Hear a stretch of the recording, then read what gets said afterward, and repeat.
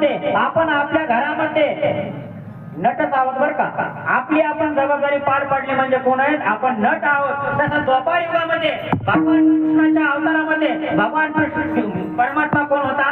Nut होता. Nut म्हणजे नटच नव्हता, त्या नटांचा सगळ्यांचा मालक होता. विठ्ठल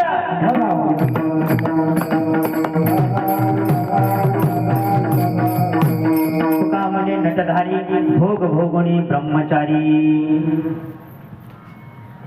बाबा तुमचं लग्न झाले एकदा बरं एकदा मुलं किती तुम्हाला? 2 मुलं.